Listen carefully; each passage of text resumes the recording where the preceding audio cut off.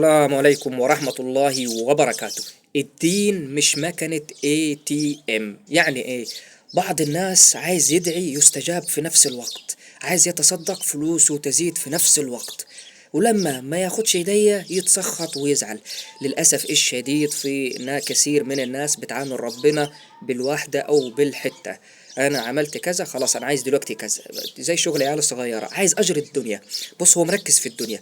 يا ابني الدنيا دي كلها لا تسوى عند الله جناح بعوضة.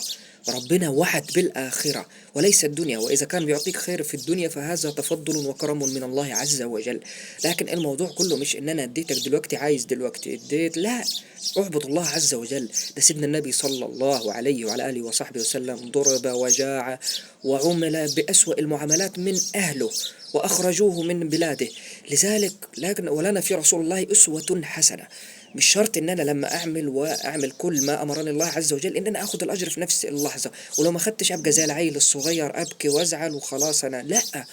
الهدف كبير، الهدف هو الآخرة وليس الدنيا. الدنيا ما هي طريق ومرحلة إلى الآخرة، العيشة الأبدية. فأنت عايز عيشتك الأبدية هتكون افضل ازاي وانت بتتسخط في هذه الدنيا وما ما باني كل اهدافك وكل نتائجك على الدنيا؟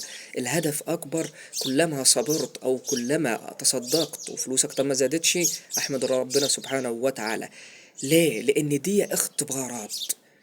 دي اختبارات، كلها اختبارات ليك عشان ربنا يشوفك، يشوف صدق العمل بتاعك. انت عامله لربنا ولا انت عامله عشان خاطر الدنيا وانا عايز دلوقتي وربنا هيديني دلوقتي؟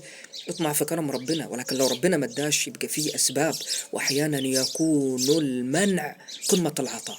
فالدين مش مكنة ATM، وما تعاملش ربنا بالحتة عشان ما ترجعش تزعل.